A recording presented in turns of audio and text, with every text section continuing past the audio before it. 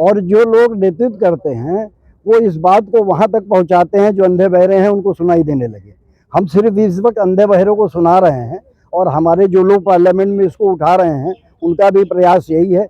और लेकिन जो इस वक्त हालात दिख रहे हैं उसमें इन मौलिक चीज़ों के ऊपर अगर सरकार और विपक्ष दोनों नहीं सोचेगा तो दिन पे दिन इसकी स्थिति वो हो जाएगी कि डेमोक्रेसी खतरे में पड़ जाएगी। आदाब, नमस्कार, सत श्री अकाल। मैं हूं सुल्तान भारती और आप देख रहे हैं सेकुलर भारत न्यूज। दोस्तों, जैसा कि आपको पता है कि देश के हर नागरिक को संविधान ने फंडामेंटल राइट्स दिए हैं, मौलिक अधिकार। उन मौलिक अधिकारों में कुछ को आप जानते भी हैं, जैसे व्यक्तिगत स्वतंत्रता का अधिकार है, धार्मिक स्वतंत्रता का अधिकार है, सामाजिक समानता का अधिकार है और इसके अलावा शिक्षा का अधिकार और शोषण रोकने के लिए संघर्ष करने का अधिकार। बहुत से फंडामेंटल राइट्स में अधिकार आपको दिए गए।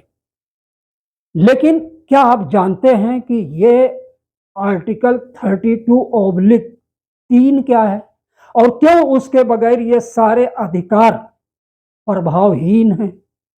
क्यों उसके बगैर आपका अगर ये मौलिक अधिकार का हनन होता है, उल्लंघन होता है, शोषण होता है उसके अंतर्गत आपका, तो क्यों आपको सिर्फ सुप्रीम कोर्ट में जाकर रिट दायर करनी पड़ती है? ऐसा क्यों है? तो फिर आर्टिकल 32/3 को आपको जानना चाहिए।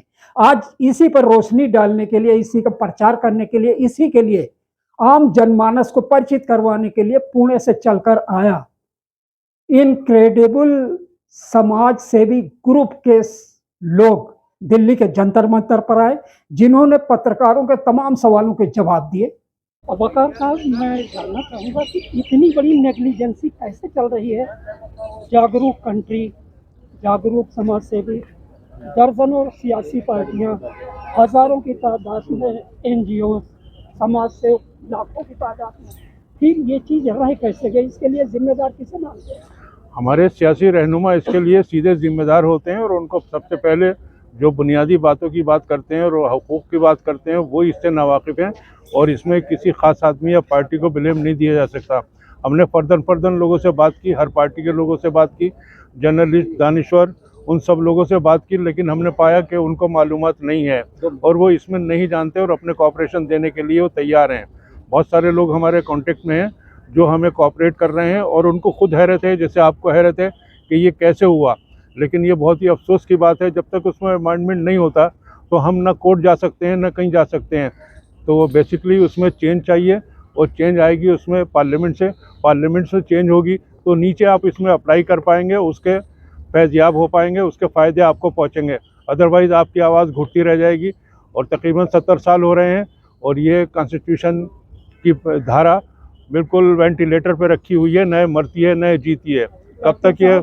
आप बीच में बोलने के लिए माफ़ी चाहूँगा। आखिरी सवाल आपसे सिर्फ ये, आप एक बुद्धिजीवी हैं और बहुत अच्छी तरह अपने डिक्टेट किया है इस मसले को। यहाँ जो भी लिखा है, समानता का अधिकार, स्वतंत्रता का अधिकार जी, धार्मिक स्वतंत्रता का अधिकार जी, और ये सारी चीज़ें निष्प्रभावी हैं जब तक 32/3 जी, लागू नहीं हो जाता। आई एग्री विद यू जी। तो क्या आप महसूस करते हैं कि समानता में भी कमी है इस वक्त, स्वतंत्रता में भी कमी है, शोषण हो रहा है और धार्मिक स्वतंत्रता का अधिकार भी पूरी तरह नहीं है हमारे पास? हमारे पास बहुत सारे अधिकार इसके बाद ही आएंगे, इससे पहले नहीं आएंगे। हमारे पास बेसिक उसको दावा अपना पेश करने के लिए कोई बुनियाद नहीं है। वो बुनियाद जब हासिल होगी, जब इसमें चेंज होगा, हमारे पैर मजबूत होंगे, हमारी आवाज़ में दम होगा, हमारे हाथ मजबूत होंगे, हमारा जो सपोर्टर होगा उसकी आवाज़ में दम होगा। में जो संविधान ने जो फंडामेंटल राइट्स दिए हैं उस राइट के प्रोटेक्शन के लिए आर्टिकल 32 है, उसके जो हम रिट पिटिशन सुप्रीम कोर्ट में डालते हैं। पर हमारे देश, हाँ जी, आप डाला? नहीं, ये डाल सकते हैं।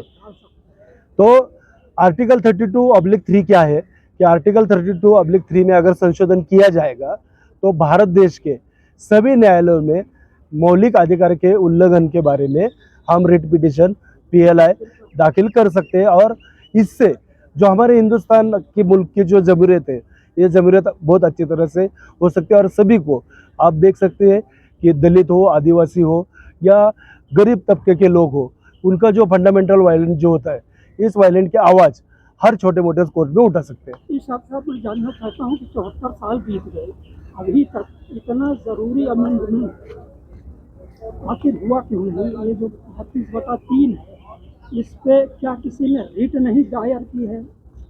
किस लिए? या सियासी पार्टियों को पता नहीं है? जो जन आंदोलन चलते हैं जन अधिकारों के लिए, क्या उनको इस चीज़ से अनभिज्ञता है? उनको पता ही नहीं है इस चीज़ का? देखो, मैं तो ऐसा नहीं कह सकता कि पता नहीं है, क्योंकि बहुत से जो आंदोलन करने वाले हैं बेशक वो कॉन्स्टिट्यूशन तो पढ़ते ही है, पर ये कॉन्स्टिट्यूशन की जो धारा 32/3 जो है, ये जो है इसको मतलब नज़रअंदाज किया गया है, या हो सकता है कि पॉलिटिकल लोगों का व्यू जो है, जो लोगों का जो डेमोक्रेटिक जो लोगों का जो राइट जो है, ये राइट प्रॉपर तरीके से उनको मिलना चाहिए नहीं चाहिए, इसका डिसाइड ज़्यादातर हमारे सांसद करते हैं, हमारे पॉलिटिकल लोग करते हैं। इनको ये अवेयरनेस होना चाहिए। अभी मैं मेरे आप बीते मेरे डॉक्टर साहब से पूछने से पहले मैं आखिरी सवाल आपसे पूछना चाहता हूँ, क्या इस बारे में आपका संगठन जो है इनक्रेडिबल समाज सेवक है, इन्होंने किसी अपने महाराष्ट्र की पार्टियों से संपर्क किया, या आप लोगों के पीठ पर कोई पार्टी है, सियासी पार्टी है, आप लोगों का ताल्लुक किसी सियासी पार्टी से है? क्योंकि उनके सहयोग के बगैर इसमें आप कुछ कदम आगे बढ़ नहीं सकते। हाँ, आपने ताल्लुक का सवाल कहा तो हमारा किसी भी राजकीय पार्टी से ताल्लुक नहीं है, पर हमने कांग्रेस से बात की है, जेडीयू से बात की है, समाजवादी पार्टी से बात की है, यहाँ तक आम आदमी पार्टी से भी बात की है, और ख़ास बात बीजेपी के 12 सांसद को मैंने खुद पर्सनली बात की है, पर इनमें से किसी भी सांसद को ये पता नहीं आर्टिकल 32/3 क्या है। हाँ, पर हमारे यहाँ के राष्ट्रवादी के जो सांसद है डॉक्टर कुमार अमल कोल्हे साहब, इनको मैंने 1 घंटा नज़दीक होने की वजह से मैं उनको तफसील से वो बात समझा पाया, वो समझ गए, फिर आज उन्होंने प्राइवेट बिल दाखिल किया हुआ है। और राज्यसभा के लिए डॉक्टर कुमार केतकर साहब जो कांग्रेस पार्टी से बिलोंग करते हैं, उन्होंने उसके ऊपर आवाज़ उठाई है। बहुत बड़ा मुद्दा है, बहुत बड़ी समस्या है, और एक ऐसा संशोधन बिल पास होने में इतना लंबे अरसे से अटका हुआ है, जिसके बगैर 12 से लेके और आर्टिकल 35 तक के निष्प्रभावी बना हुआ है, और उसका भुगतान देश की जनता कर रही है। जो दिए जी भाई, भारतीय संविधान में अनुच्छेद 32(3) पर संशोधन बिल पूरे 74 साल से लटका हुआ, न पास होने की कमी का खामियाजा ठीकरा किसके सर पर थोड़े में? अब तक की जितनी सरकारें रही हैं सब पर, सबसे जन नायकों की तरफ से संसदीय अधिकार प्राप्त सांसद, विधायक और दीगर लोगों की तरफ से कितना प्रयास इस लाइन में किया गया? बीच में 2-1 बार प्रयास हुआ, लेकिन वो सफलता नहीं मिली, इसलिए कि उनकी पार्टी लाइन नहीं थी। क्या आप जानते हैं कि देश में मौलिक चीज़ों के लिए भी आज की जो डेमोक्रेसी है, इसकी एक बड़ी विडंबना ये हो गई है कि वो अपने पार्टी के प्रति वफादार हैं, देश के संविधान के प्रति वफादार कम है, जनता की रखवाली के लिए वफादार कम है, पार्टी की रखवाली के लिए ज़्यादा वफादार है। ये बेसिक वजह है, तो इसलिए इस पर तवज्जो जो है पार्टी लेवल पर नहीं हो पाया। मतलब जन कल्याण के लिए कम सोचा जाता, पार्टी कल्याण के लिए ज़्यादा सोचा जाता है। ये तो एक इल्जाम है वर्तमान सरकार पर भी है, ये वर्तमान पर कुछ ज़रूरत से ज़्यादा ही है। लेकिन वो तो कहते हैं सबका साथ, सबका विकास, सबका विश्वास। अब कहने में और करने में तो अमल दिखाई देगा ना।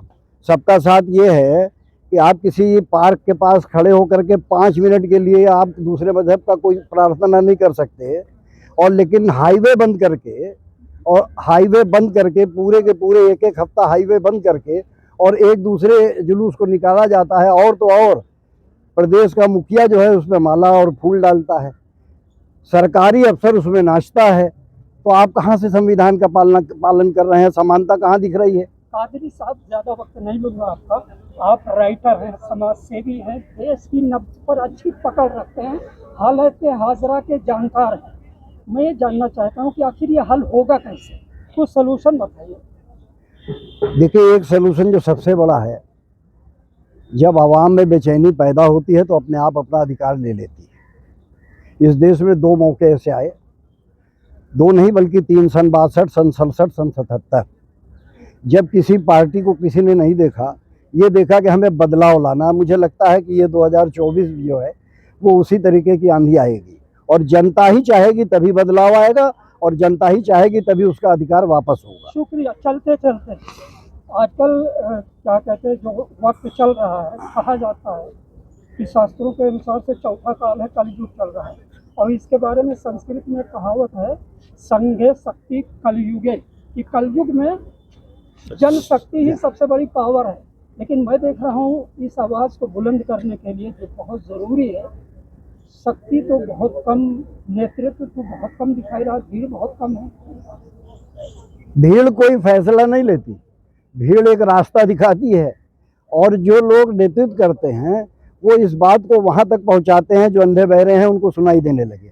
हम सिर्फ इस वक्त अंधे बहरों को सुना रहे हैं और हमारे जो लोग पार्लियामेंट में इसको उठा रहे हैं उनका भी प्रयास यही है। और लेकिन जो इस वक्त हालात दिख रहे हैं उसमें इन मौलिक चीज़ों के ऊपर अगर सरकार और विपक्ष दोनों नहीं सोचेगा तो दिन पे दिन इसकी स्थिति वो हो जाएगी कि डेमोक्रेसी खतरे में पड़ जाएगी।